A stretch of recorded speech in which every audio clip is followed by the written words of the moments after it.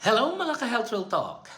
April Fool's Day na bukas. Mas malalim na pinagmulan ito, pag-usapan natin.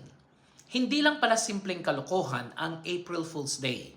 May mahabang kasaysayan ito na halo-halo ang kultura, tradisyon at paglalaro ng katotohanan.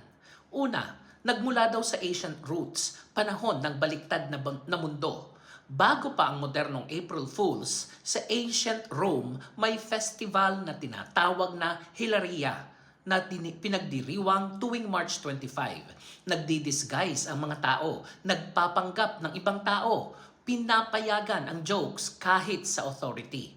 Sa Europe naman, may Feast of Fools noong Middle Ages. Ordinaryong tao ay nagiging hari for a day. Clergy, ginagawang katawa-tawa. Ang sistema binabaliktad pansamantala. Meaning, may panahon talaga na noon ay pinapayagan ang chaos at kalokohan bilang release ng stress sa society. Pangalawa, France, ang pinakasikat na theory noong 1500. Ito ang pinaka-widely accepted origin.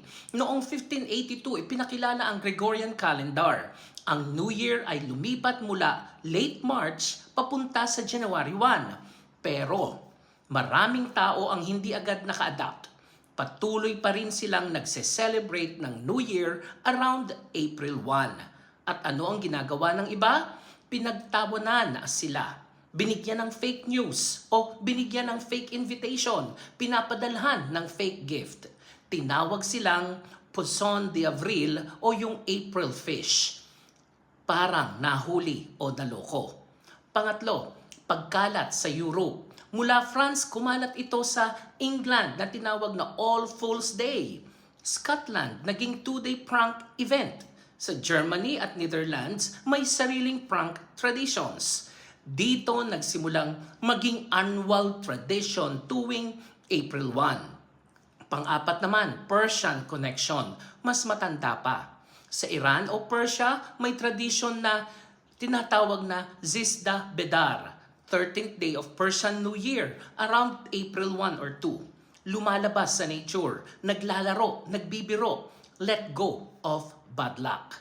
May nagsasabi na ito ang pinakaunang version ng April Fools, over 2,000 years old.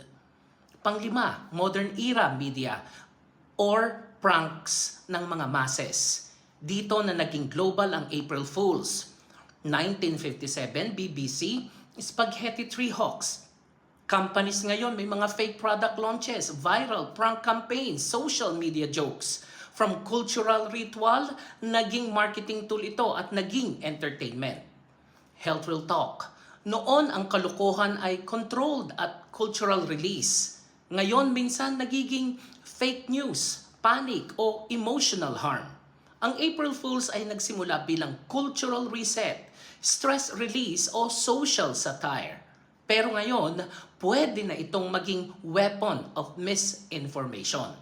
Mas malalim na take natin, hindi lahat ng tradisyon ay dapat sundin blindly. Ang April Fools ay hindi tungkol sa panloloko, kundi sa pag-alala na minsan ang mundo ay hindi dapat seryosohin. Pero hindi rin dapat gawing dahilan para manakit. Akala natin simpleng kalokohan lang ang April Fools. Pero ang totoo, galing ito sa mga panahong pinapayagan ang mundo na baliktarin pansamantala. Noon, stress relief. Ngayon, minsan, fake news. Magbiro ka, pero wag manakit. Magpatawa ka, pero wag na wag kang manloko. Ako po si Arlene para sa Health Real Talk. Have a nice day, everyone.